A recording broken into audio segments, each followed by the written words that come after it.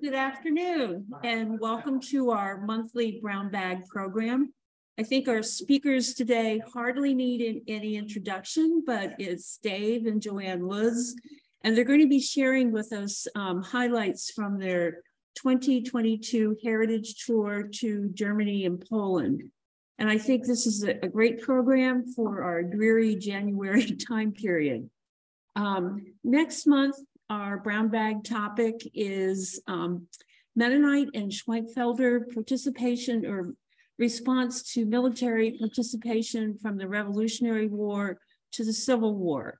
And it'll be a panel. The speakers are Joel Knopfsinger, who is the executive director of the Mennonite Heritage Center in Harleysville, and our own Dr. Alan Wiemeyer and Hunt Schenkel. So please join us for that one.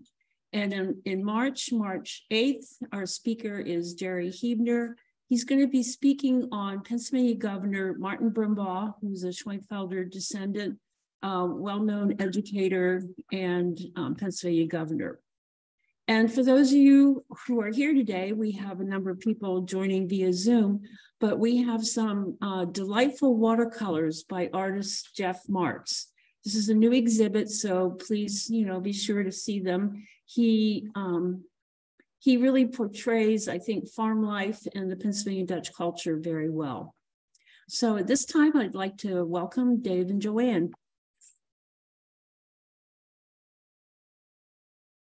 Thank you, Sarah. Can everybody hear me all right? Can we turn down the lights a little, Alan? I don't know if that makes a difference or not, but keeps me a little bit more hidden.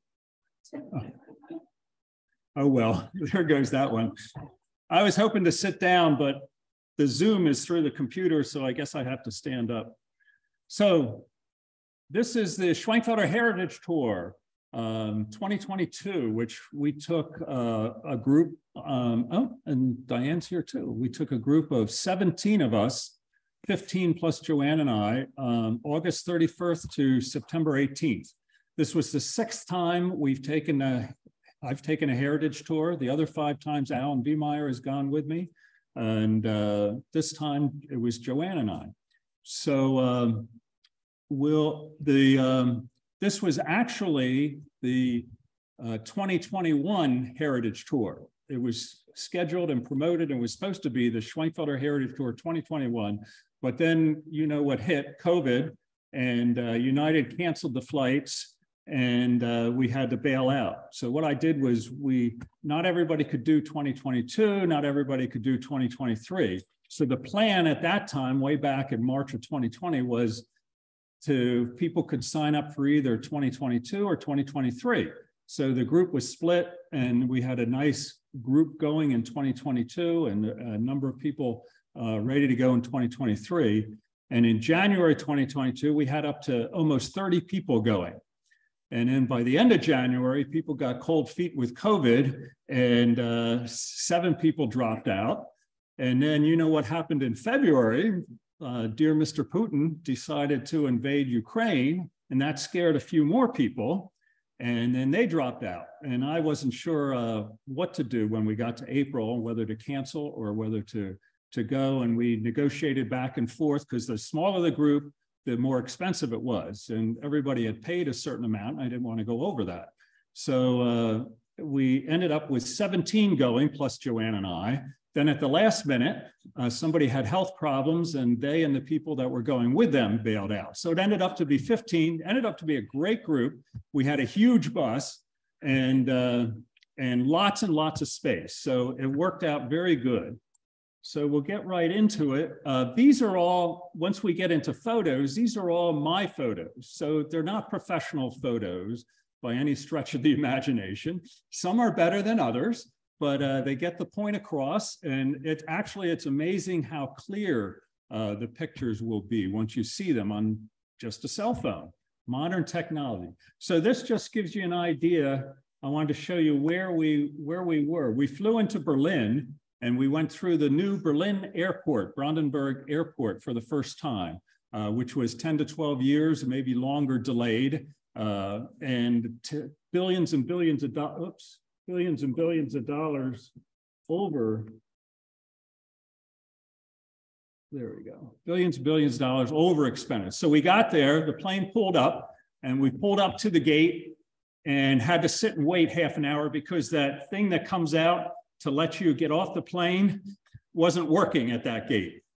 So they pulled up a couple of stair, and they were going to bring a bus, and then well, no, they just walked us all down and across the tarmac to where the gate was and got through. So it worked out all right, but we flew into Berlin and we went as far east as Wrocław and as far west as near Hanover. So we're traveling in this sort of range, just to give you an idea. We were in Dresden. Lower Silesia is about in this area here. So this is a little bit closer map. This shows our hotels. Our first night was in Bautzen, Germany, which was a new place for the Heritage Tour. And then we went over to Zwateria and, oh no, I'm gonna do this a lot. Bear with me.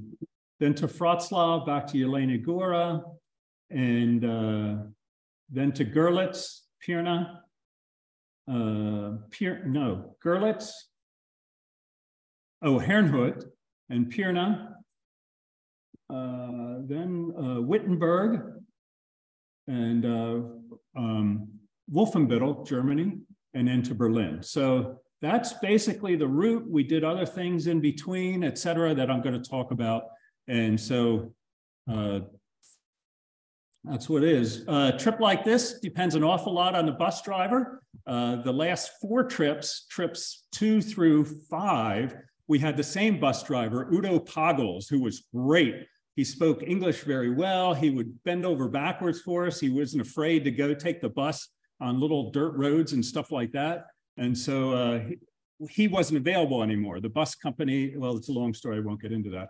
But we had a new guy for part of the trip, Bernd, for the most part of the trip. And Bernd was wonderful. Almost, I want to say he was almost better than Udo. But Bernd was fabulous.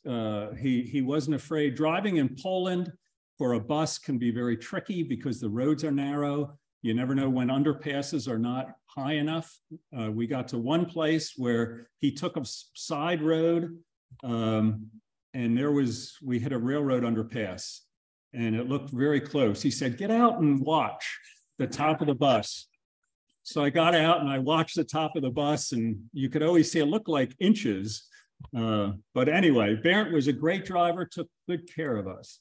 So our first stop of the day, we landed on, we left August 31st, but landed September 1st and got through the airport, left the airport before 10 o'clock in the morning and drove down had lunch in the Spreewald and then on down to, at the Spreewald. This is in the Spreewald. And this is, we got a guided tour walking around the town. And this was the church in Leuven, where Paul Gerhardt, a hymn writer, spent a number of years. And you can see some of the German up there on the wall. And Jeff Bach, our resident or our token brethren pastor, was with us. And he did some translating and he was all excited because some of Gerhardt's hymns are in the Brethren hymnal even to this day. And I can't say that I had ever heard of them, but it was interesting.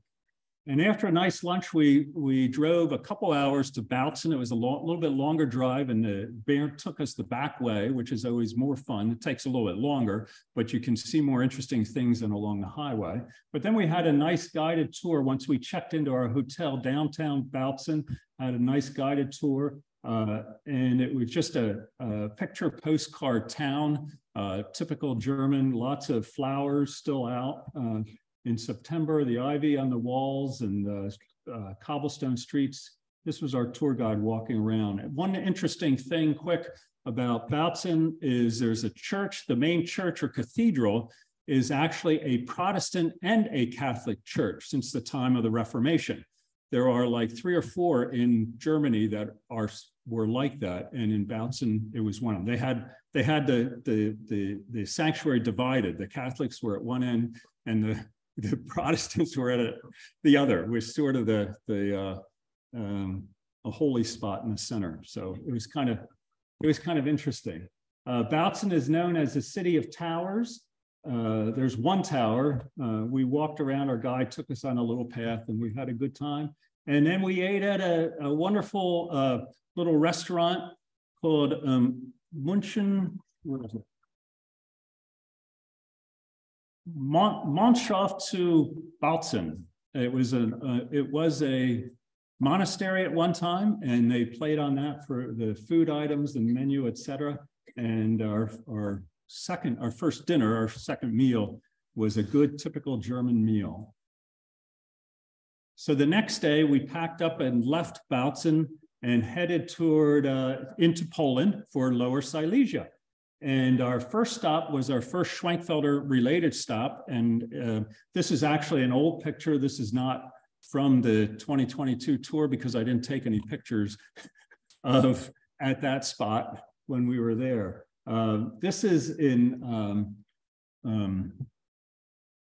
Nowogrodziak, which was Naumburg, and this is a convent where Schwenkfeld first spoke very early, I think in 1521, early 1520s anyway, spoke to them. And it's ruins now, but there's a big church here on this side and the ruins on that side. And the first time we went over there, the first heritage tour, a friend of ours in Görlitz, Marguerite Kempkin, said, "Oh, you have to stop there," because it wasn't on our agenda. She said, "You have to stop there." This is when we were there in Görlitz with a tour. She said, you can walk through. There's signs that say don't go, but you can walk through. So we pulled in this little town. It's a little town out in the middle of nowhere. And we couldn't figure out how to get in. And somehow we communicated with this guy who I think was pretty drunk. And he agreed to take us in.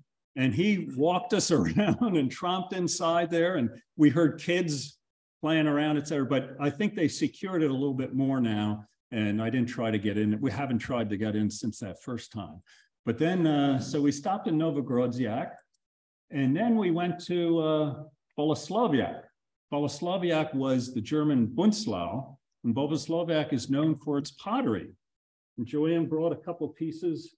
A classic Bolesławiec pottery is the what? Classic design. The classic design, not the classic. This is just a goofy thing here. But anyway, the design is these dots all over, and they do all kinds of things, different things. Put my garlic over that. With the dots. Joanne got this, just this trip, I guess, the little teapot. So we had a factory tour of Bundslau pottery, and it was on a Friday. Usually we end up there on a weekend or on a day when there's not much activity, but they were very busy. And this is the room where they're putting the dots and the patterns onto the pottery. And I can't remember whether there's a pre-firing where it's dried, and then they put the dots on. That's what these folks are doing, these ladies doing. And you can't see, there's a whole bunch of them. They tell you they don't want you to take pictures to get faces on them. So I tried to sneak some pictures in, and they sit at the table all day, and they have little sponges, and it's amazing how quickly they can go around a big pot or small pots to put the design on. So we had a nice tour of the Bundslau pottery. And you can actually get the pottery in the country. They sell it online. They sell it in some places around the United States. They do quite a bit. And then we went to lunch, and it was almost our first disaster because we got there, pulled up with a big bus, and they said, "Oh, you're not supposed to be here till 2 o'clock." And it was 12 when we needed to eat. So they said, "Oh, that's all right. We'll take care of you." And they pulled out dinners for us, and we were out of there by 1:15, I think. So we did very well for getting a lunch, a nice, good Polish lunch. Then we went to, after that, we went to a pottery museum because the Heritage Center has some old pots. And I wanted to see if these old pots were actually from the time period that we thought. And they were. They're on display downstairs in the Schwenkfelder Gallery on the display unit that's by the Schwenkfelder trunks and the bed that's downstairs. 1700s, early 1700s. So then we walked around Bunzlau a little bit. This is just a picture of the main square. These two people, let me see if I can zoom in. These two people were our Polish guides, student guides. We try to get local guides where we go, but when we're in Poland, I try to have some kids ride with us so that if we need to like when we went into that restaurant, Conrad, right here, that guy, Conrad, spoke to them, told them the situation, told them that we were, that worked out the details. I just heard a bunch of Polish going back and forth, and they figured it out and fed us. Conrad Zaprutsky, and actually Conrad was here, stayed with Alan two times, I think, for a month or two, about 8 years ago or so. And he's a young adult, just graduated from university, and he was supposed to be with us the whole time. And a couple of weeks before said, Dave, I can't do that anymore. And I got a job. He told us now when we were there, he got a job, and he's working with replacement arms, robotic arms that will attach to nerves and actually work. So he's very excited. And his fiance is Anya right here. I don't have a good picture of her, but Anya spent some time with us. It was nice to get to know them. After Bolesławiec, we went to Grodziak Castle, Grodetsberg Castle auf Deutsch before 1945. And this is where a few Schwenkfelders were imprisoned in the I think it was the 1640s. We don't know where in there they were prisoned. The castle has changed a lot over the years since that time, so it's hard to pin down. But we always arrived. We cannot get the bus all the way up to the castle.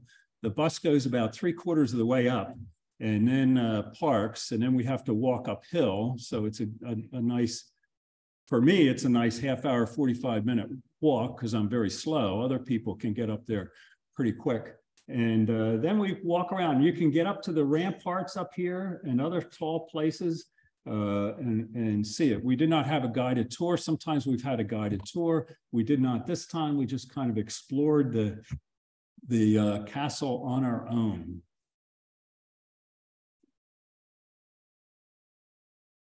And then after Grodziak, we settled into our accommodations, Złotowia. And then the next day, we did a walk around the Złotowia downtown, the old town. And we'll meet the two student guides. There's one right there that were with us over the weekends. I'll introduce some people a little bit later on. And they walked us around the town. We went into a couple churches. This is a church that we had not been in before. See if I can, yeah. It's St. Hedwig's of Silesia Church. And very beautiful, very typical Catholic, Polish Catholic church. Almost not quite as ornate as some of the ones we've been to. After Złotowia, we got packed lunches and we went to the base of the Spitzberg, and we had our picnic lunches at the base of the Spitzberg.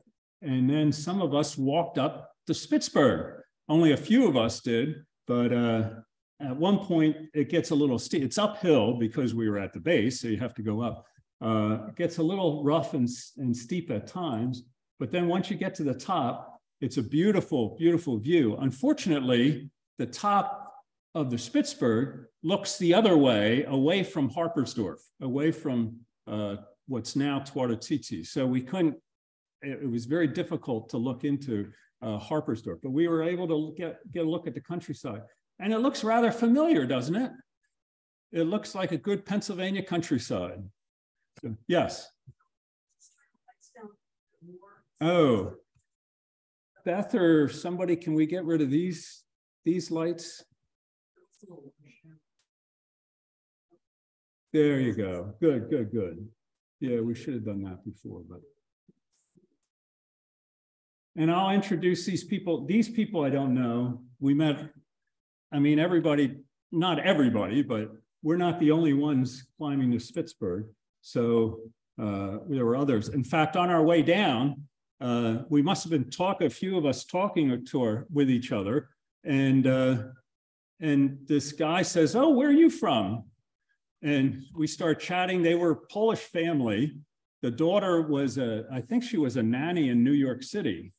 And we got chatting with them we were clogging up the narrow path, but we had a nice time chatting with them a little bit. But the Spitzberg is a volcanic cone-shaped mountain that's very visible from all of the farmland around it.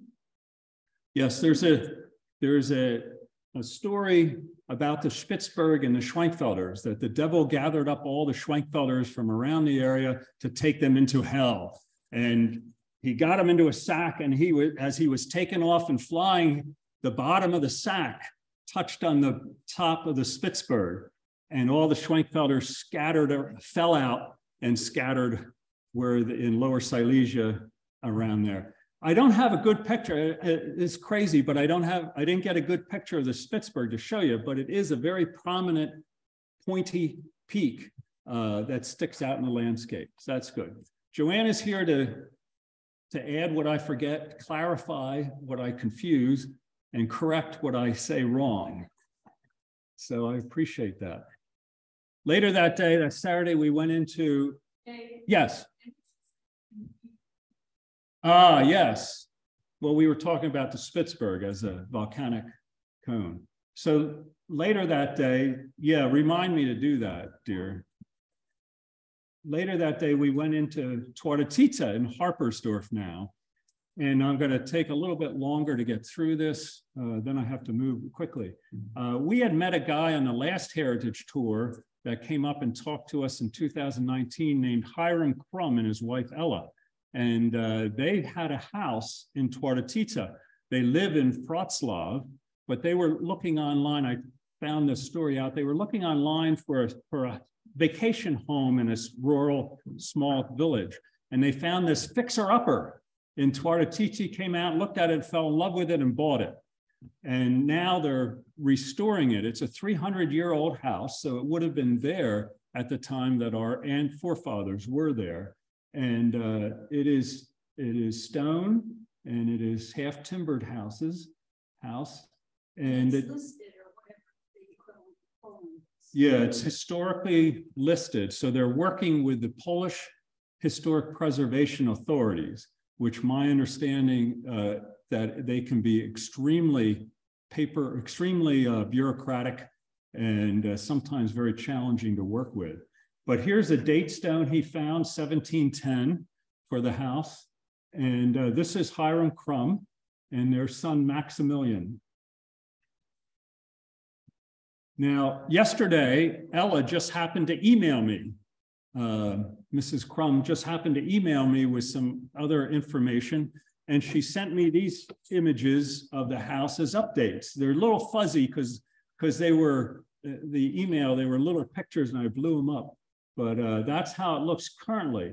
But then on Monday, I found another site, or there was a Facebook post from Życia Sudety, Wild Sudety. The region is called the Sudety region. And they had a few images from Tuaratita. So I've included some of those now. They were just posted Monday. I'm not sure how recent, but compared to what Ella just sent me yesterday, this is their house, and it looks like a pretty recent photo. These are the two I think this is, at least this was this one of the pictures she sent. The other, I think, might be the other side. So they said that they're trying to get an apartment downstairs figured out so that they can rent it and get a little bit of income. Ultimately, they want to create a language school here and have rooms available for people to come and stay. So kind of like a B&B. So they did Hiram did a very nice tour. The church, the bus always parks right here where these cars are, where my cursor is down here. And I put these photos up because they appeared on Facebook, a Facebook post in July, just this past year. And the reason I wanted to show you this is, if you notice on this picture, the top of the steeple is gone. What they did was they are apparently working on preserving some of this. And the top is metal. This top part was metal. This part was wood frame, and they were afraid it was going to eventually fall in. I'm amazed it hasn't fallen in, because it really doesn't look this much different than when we went there for the first time, when I went there for the first time in 1998. But anyway, they took this top off. They had a huge crane, took the top off, and they lowered it into the church. And this is a terrible picture, but it shows you they lowered it in, and that's where they left it. And the next step, the next step is to get conservators to look at it. And if they can conserve that, they're going to rebuild the tower with that on top. Later, this is Twaratitsa, or Harpersdorf, where the Schwenkfelders were one of the villages that the Schwenkfelders came from in what was Lower Silesia. This is the Evangelische, the Lutheran, what was the Lutheran church in the community. It's now ruins. It survived the Second World War, but I think in the 60s or so, it burned later on. But this is just another view of it. And this view is from the Facebook posts that came around that I saw on Monday. And these views are the nice pictures. You can't quite see inside. My understanding was that also they beefed up the security around the edge to keep people out once they put the tower down. But you can see the tower. Later on Sunday afternoon, I did speak to 3 elected officials of Twaratitsa, the mayor, and then 2 people that are elected to a sort of a county council. And I asked each of them what the plans were if they knew what the plans were for this ruin. And they said, they each told me a fairly similar story, that they're hoping to get the tower put back together again, then stabilize the rest of the ruins, add a lot of lighting, and then open it up for the public as a little park, as a tourist attraction, that sort of thing. That's their hope. One of them told me that if the tower is not repairable, or if the top of the tower is not repairable, or that they would fix the tower, keep the tower, and fix it so that people can climb up and have a nice view from the top. Whether that actually ever happens, this is the 5, 10, 15, 20-year plan, the way they're moving. This is a stork's nest, and we've been there a number of times when storks have been up there. My understanding is that, well, when we were there 5 or 10 years ago, the county administrator told me that they put up a pole with a platform on top to entice the stork to move from here. And the elected people all told me that the stork was not nesting there this summer. The nest is still there, but the stork has moved. And the nest can weigh hundreds of pounds. The nest can weigh hundreds of pounds. So at some point, if that is in fact true, and I think they're also a protected species, so that there's only so much that they can do. But I think the goal is to get rid of the nest once they get stabilizing the ruins. So then, I'm a little bit ahead of myself here, but these are pictures that just came in on Monday on this Facebook post. And so I'm going to show you what the I don't know if these were taken in the last week or the last month. They're very current of the Fiveg monument. This is the Fiveg monument. In this area was the Fiveg. The Fiveg in these small villages, and most of the small villages had the Fiveg. That was public property where animals were passed through and farmers passed through on their way to the fields surrounding the villages. And they were quarried, sand was pulled from the places. There were also people were buried there that were not permitted to be buried in the sacred cemeteries. I guess murderers, suicides, and Schwenkfelders.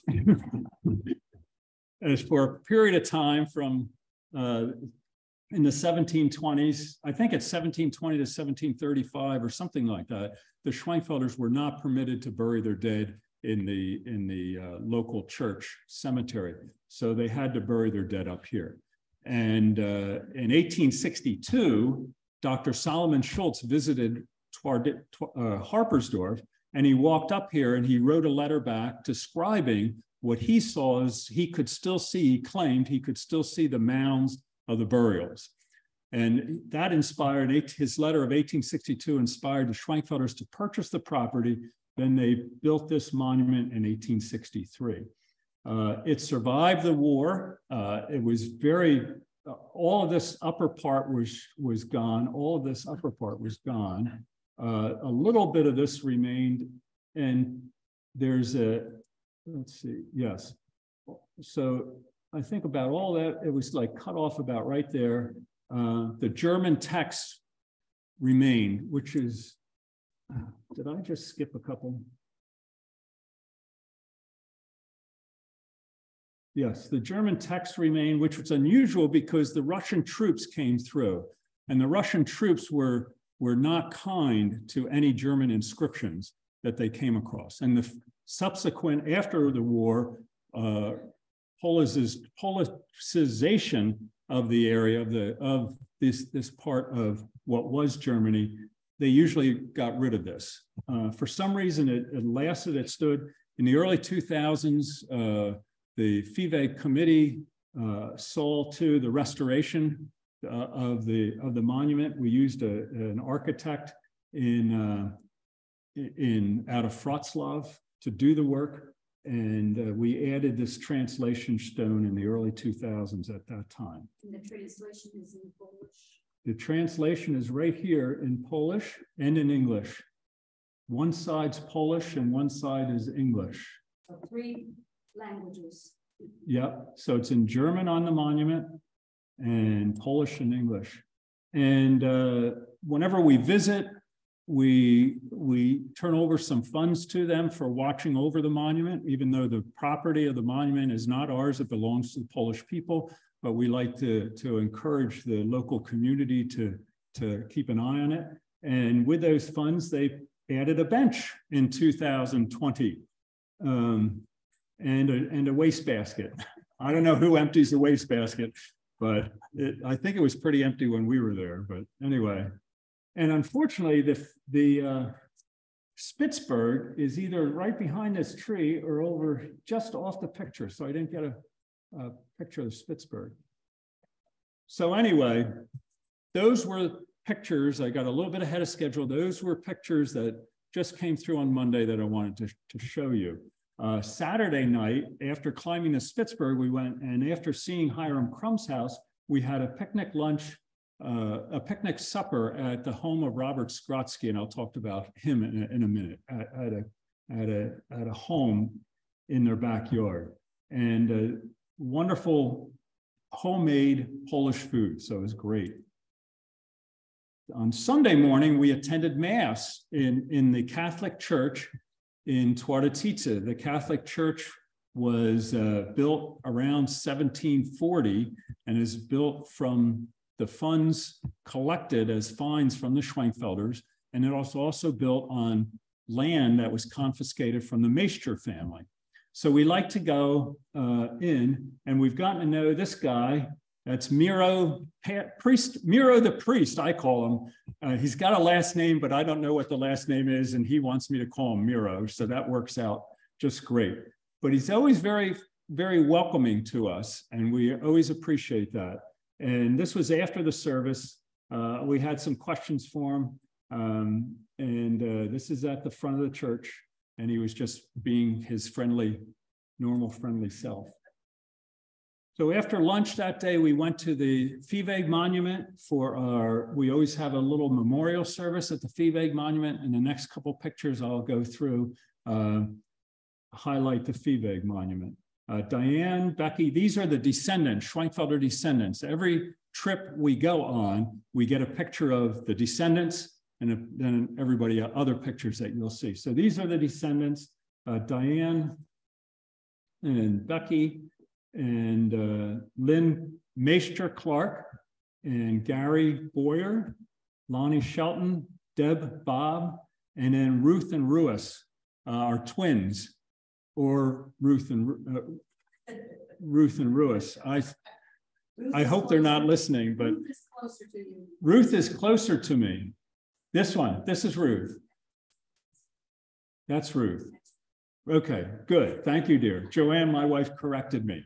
That is Ruth and Ruis. Delightful. Everybody was very delightful. And then this is the whole group that went. I won't go through all the names, but this is the whole group that went. Good. It was another good group. I haven't had a bad group. I've always had a few situations, but it wasn't the fault of the people. Medical situations. But anyway. And then this is everybody that was with us. And now I want to take some time and introduce you to some of our good friends there. The first guy is Robert Skrotsky.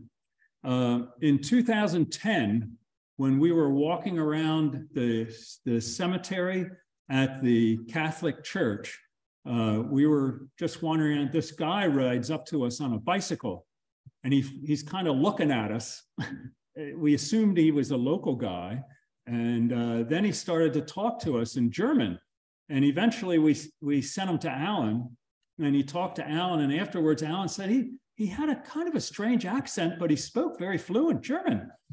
And then he followed us the rest of the day. He came up to the Viehweg with us, and we went over to a nearby small town, and he rode along and just kind of made himself at home, gave us his email afterwards, and then we started communicating. And it turns out Robert, as a kid, his family left southeast Poland for Dresden. And so he grew up in Dresden, and his mother's mother his mother's mother lived in Twardowtica in Harpersdorf. And he and his sister would go to Harpersdorf or Twardowtica for the summer, spend all summers staying with his grandmother. So he got to know the town. And he met this woman, Sylvia, and eventually he married her. Sylvia grew up in Twardowtica, and Sylvia's mother is Bożena, whose parents moved from Paris.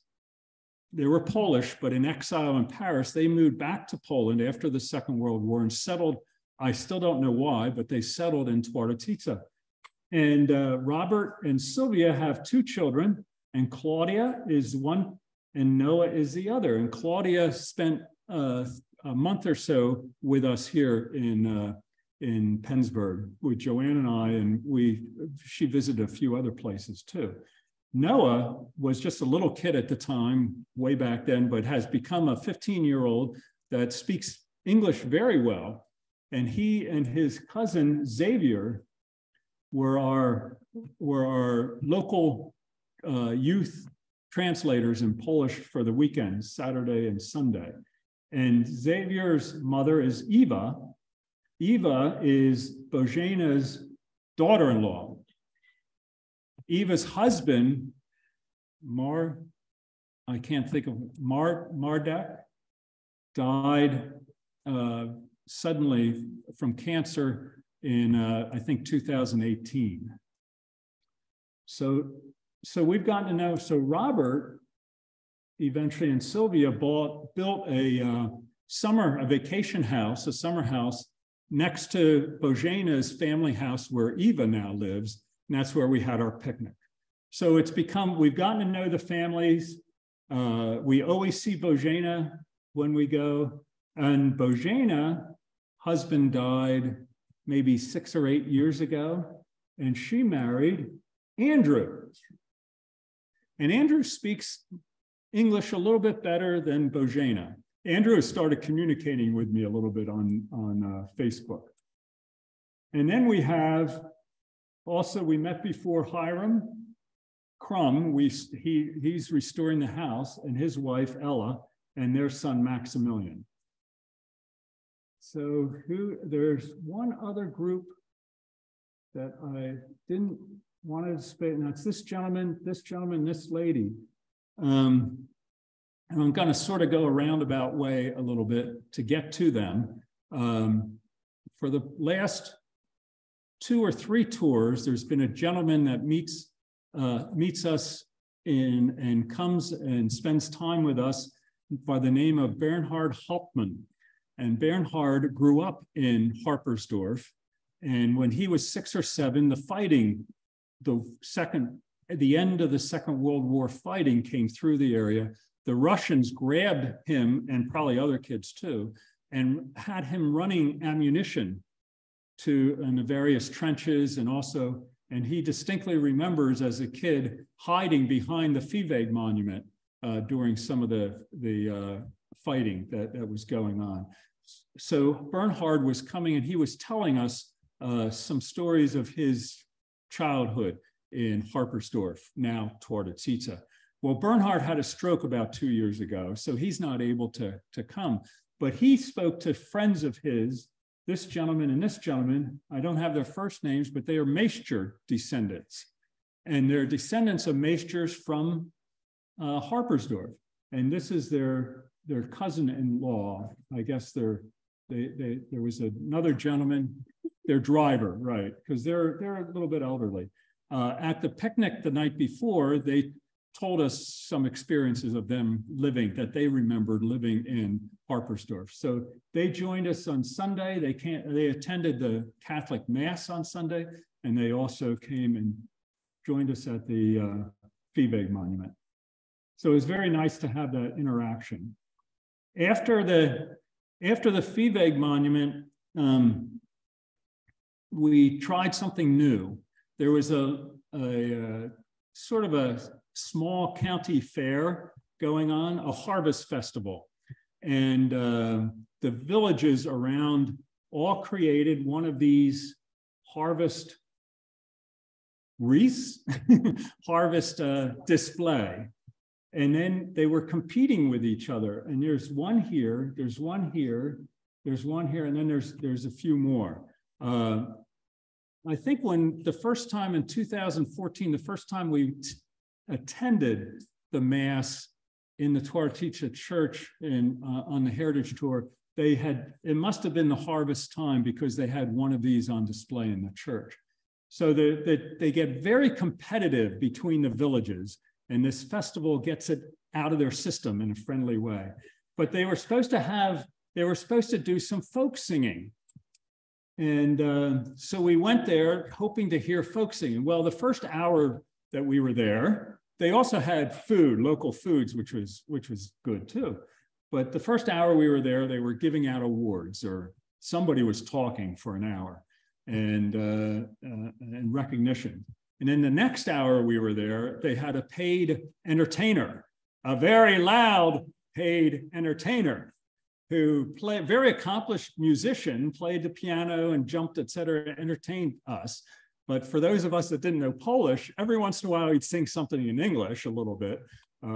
But that got a little weary. And then by the time, then after he was done, then there was, I think, another almost hour of more awards and more talking. And I thought, oh, everybody's getting tired, so it's time to leave. So we started to get up to leave. People were going away, and all of a sudden a group goes up on the stage and starts singing. So we heard a little bit of the singing, but we were on our way out. And I'll talk about the folk costumes, the quote unquote folk costumes later, but the songs they were singing were legitimate folk songs. So that was fun, even that little bit. Monday, the next day, was Legnica. And at first I want to talk about Alexandra here. This girl, when Konrad Zaprutsky backed out of being with us the whole week, his mother, Yolita Zaprutsky, will meet her in a few minutes. She found Alexandra, and Alexandra joined us then Monday through Thursday. And Alexandra is actually, she was young, she's 21, 22, starting her first teaching job shortly, but she spent the time with us. And this is the entrance to the palace in Legnica or Liegnitz. And I used to like to think that this is where Schwenkfeld would have walked through. I have since found out that what we're seeing is actually a late 1500s construction. But I think it's similar to what he would have walked through to enter and exit the palace, is what I like to think. So we did a tour of the palace, which was new this year, and it was very nice. We climbed into the towers. There were 2 towers. Some of us climbed up to the top of each one.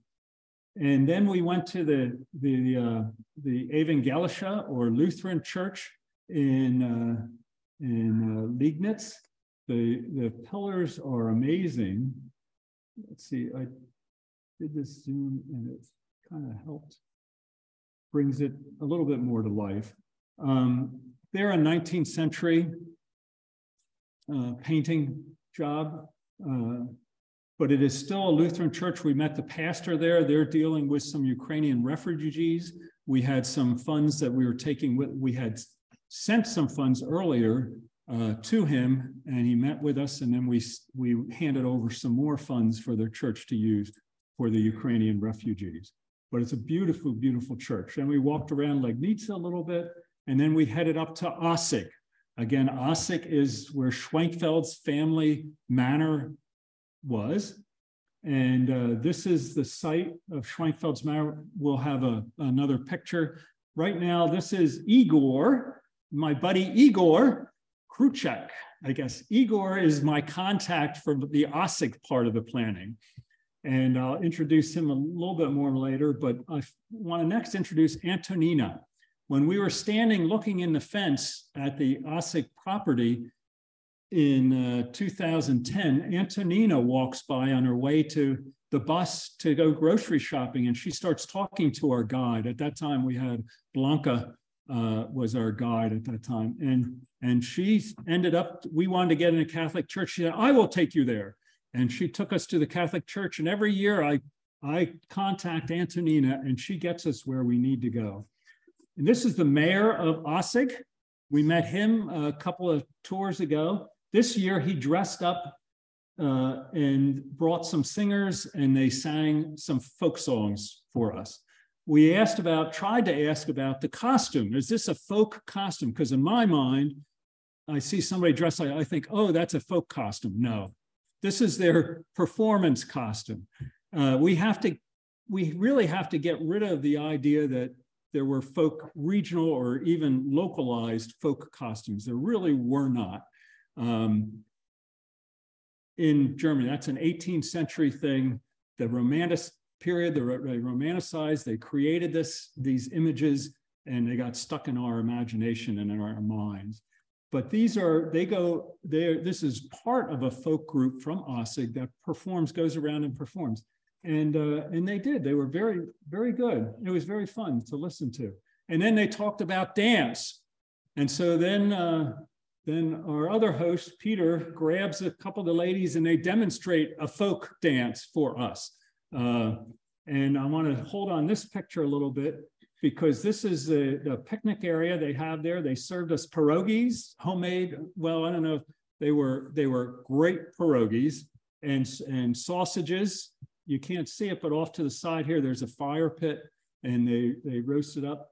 And in the background is Schwenkfeld's manor or the manor house. Oh, I pressed the cursor again. We'll come to this picture. This is not Schwenkfeld's manor house. It stands pretty much probably where it was. This is again a 19th century building. And then look at our bus. Isn't that a cool? Big bus.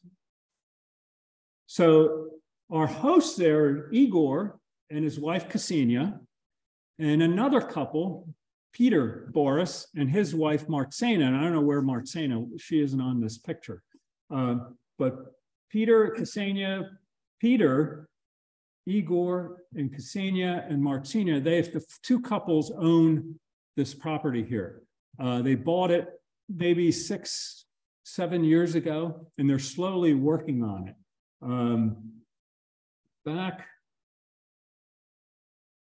Back in this area, behind the estate is a big barn where they house horses, board horses. And no, I'm not there yet. Okay. And then there's other typical outbuildings. Some they restored, and they have a kindergarten or a preschool and a daycare going on. And Martina runs that, I believe. That's where she was. Ksenia works something in real estate. Igor is a future planner for Polish railroads, or a dreamer or whatever. That's the best I could do, who desperately wants to be an international diplomat. The only thing is that he doesn't speak English very well, so he's learning English. Peter Boris here is an elected official to the equivalent of the House of Representatives in Poland. His region covers down in southwestern Poland, which is where the Schwenkfelders, where Lower Silesia is where the Schwenkfelders came from. So it's very interesting. They're good friends with Donald Tusk, who will probably be running for president next year or so, and the mayor of Warsaw, who was almost elected president of Poland about 4 years ago or so. So very interesting people. And then we went to the church. And in 1998, when I first visited, the priest at that time showed us this little empty, dark, dingy room in the church. And he said, "This will be our history room, and we'll tell the story of the Schwenkfelders in this room." And every year we went, we never saw anything. But this year, they take us to this room, and here's this wonderful display. And this is just a little corner cabinet in the room. Here's the Corpus Schwenkfeldianorum down here. And there's other books that I've sent to them over the years and other gifts that we've given them over the years. And it says Caspar Schwenkfeld. Now, there's a lot more history of the church displayed in the room, but that's what we saw.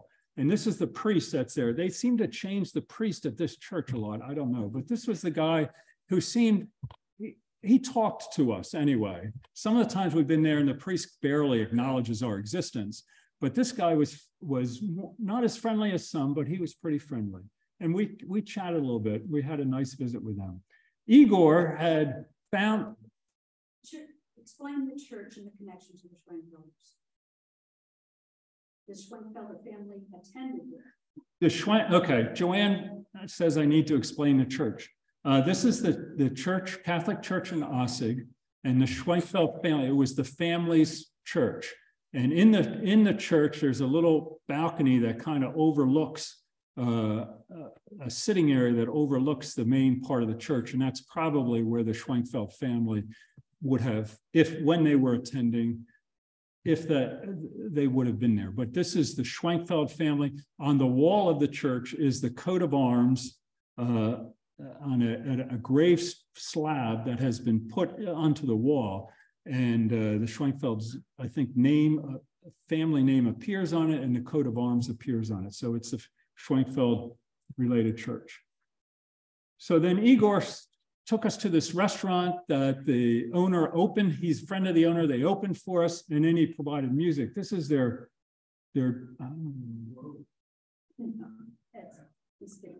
this is their daughter. It's not a great picture.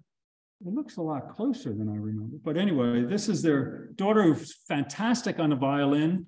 And they also had a 30-some-year-old opera singer sing. And the owner of the restaurant turned up and played his accordion and sang songs with us. And so we had a nice evening dinner with them. Now I'm going to move along quickly because I'm getting at the end, and we're just about done the Schwenkfelder related stuff. So we went to, in Zwateria is a Christmas ornament tour. And almost all these glass ornaments that are blown with a machine. And their ornaments are shipped to the US and sold in Lowe's and Home Depots. Hand decorated. Hand decorated. So we walked through where all these ladies are pasting on decoration. All amount of handwork. Then we went to the first piece of church in Yower. The first Peace Church in Yower, and it looks similar, pretty much like this on the outside, and very nice on the inside. And the second Peace Church we went to is in Svednica. There were 3 peace churches that were part of the settlement of the 30 Years' War, 1648, built shortly after that. And the one in Svednica, they had a little bit more money. It looks a little bit nicer. But we visited those, and then we stopped at another estate.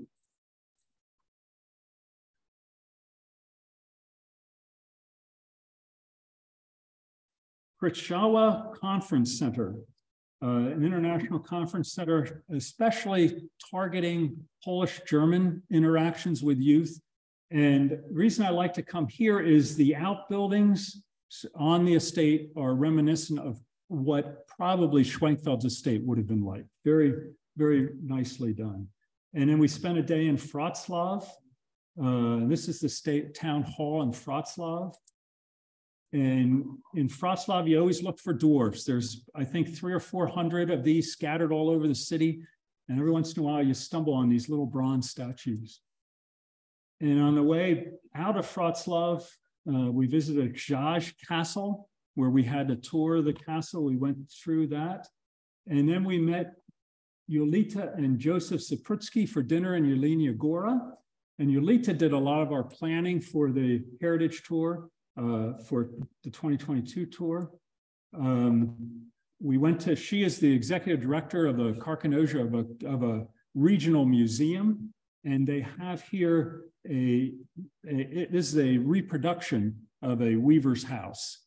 So it'd be very similar probably to what a Schwenkfelder house would have looked like at that time. And we toured another church in Jelenia Góra. And these are medieval crosses, penitential crosses. If somebody committed a crime, they may be, part of the punishment is to pay to erect these crosses. These happen to be built into a wall. And this is the Jelenia Góra town gate. I'm moving quickly now. We went to lunch at Joseph and Yolita's farm, and they built this picnic area, little picnic shelter, and we enjoyed our time there. Joseph brought out his goat, and we were trying to make friends with the goat, but he wasn't really all that friendly. And we toured a glass factory. They were blowing glass here. And then the Vang Church, which is a stave Norwegian or a Scandinavian stave church that was taken down and in the 19th century built in the mountains nearby here. So we got inside and beautiful woodwork on the inside. And at night we walked through Görlitz. We ended up back in Germany, and this is the town hall in Görlitz. The next day we climbed the Landeskron. Well, we didn't climb it. We had a bus take us up there. And that's my buddy Jeff Bach, and we're looking out over Görlitz. And we went into the Görlitz St. Peter's and Paul Lutheran Church. This is their, it's very famous sun organ. You can't see it very well, but some of these circles are pipes that spin around when he plays certain stops. And at lunch, we met Marguerite Kempkin, who is our Görlitz key person. She took us to a cemetery. Hainisch, I believe the last name was Hainisch, who was a Schwenkfelder sympathizer in Görlitz and helped the Schwenkfelders. That's a typical Görlitz street scene, love it. We toured the Landeskrone Brewery, had our dinner there and a nice photo op. The next day we went to the Cistercian, 600-year-old Cistercian convent, still active, and Marguerite again took us around there. And then in Herrnhut, the local history museum, and the director showed us around a little bit. We went to the Herrnhut Star, the Moravian Star factory, which really isn't a factory, it's just a showroom to sell you stars. But they had a movie there about the Moravian stars, and they had some people making them and putting them together that you could see. We visited Zinzendorf's graves on God's Acre in Herrnhut. Tell them why we are connected to Zinzendorf. Then we went about a few, I'm getting there. Joanne asked me to tell you why we're connected to Zinzendorf. We're into Bertelsdorf now, which is just over the hill from Herrnhut, and it is Zinzendorf and Herrnhut that welcomed the Schwenkfelders when they went into exile in 1726. So they stayed on Zinzendorf's property and they built some houses. And this is one of the houses that they built in the 1720s. Nowadays, we call it the Gemeinde House. Alan and I do not think it was a meeting house, which is usually what the term is associated with.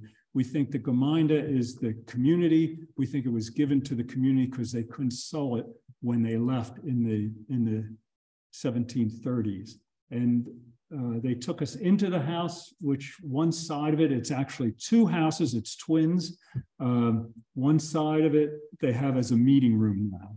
And so they showed us some pictures and things. That evening, we went to the Mother Moravian Church in Herrnhut to a Singstunde, an evening song. I asked them to pretend they're singing for this picture. This was after the service. It wasn't during the service. The next day we got to the Bertelsdorf Lutheran Church for a photo op on the outside, and Marguerite was able to get us inside where possibly some of our Schwenkfelder forefathers may have at least visited in there and worshiped from time to time, not regularly, but time to time.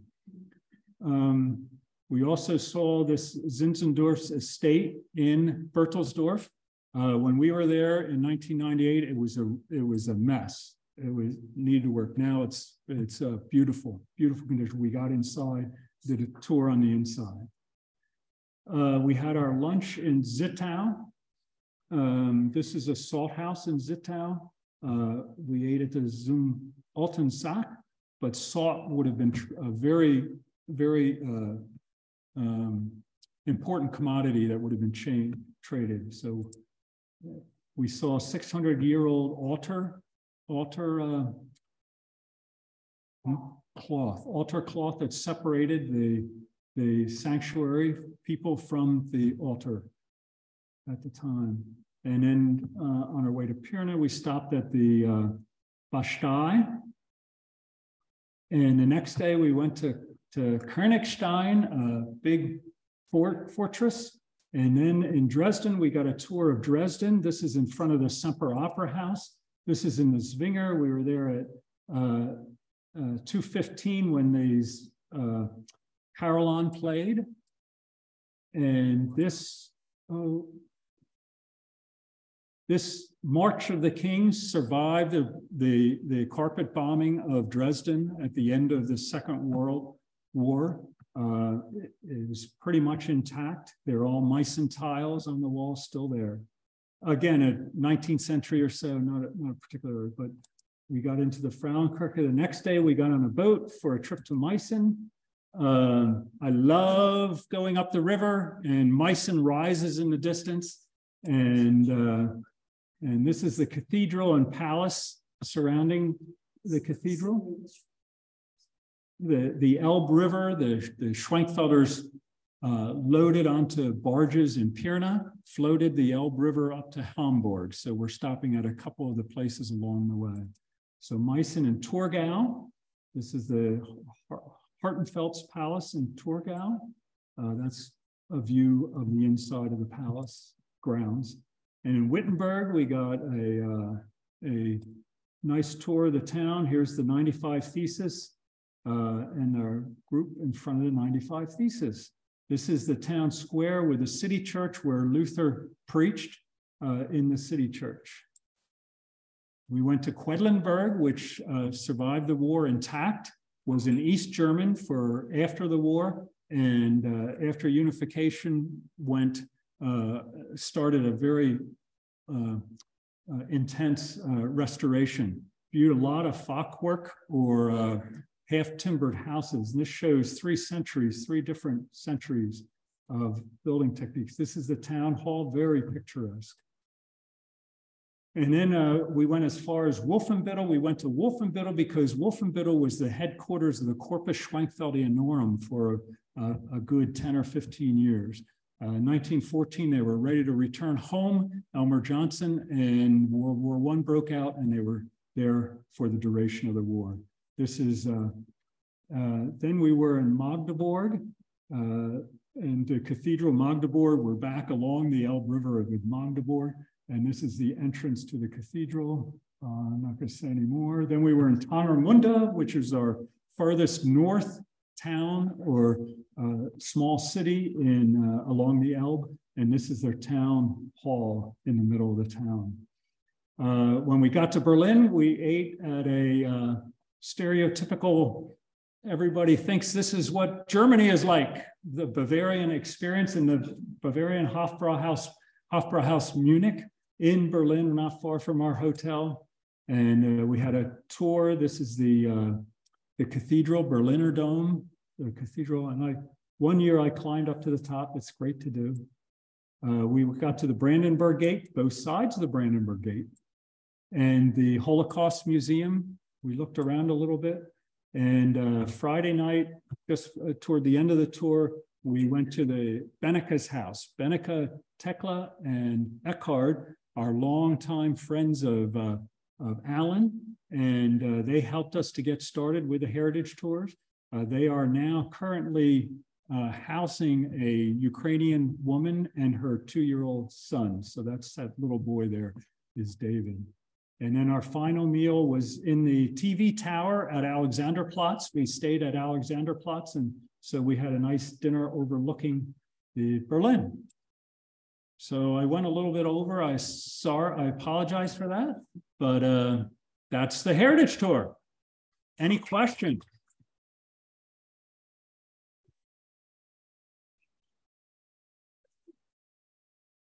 Thank you very much. Quick question. You went to a lot of churches over there. Yes, we did. A lot of churches. Do those churches have family records in them? You know? So I think some do, some don't.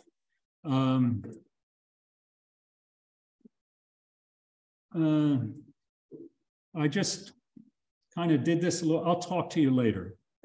Yeah. Oh, okay.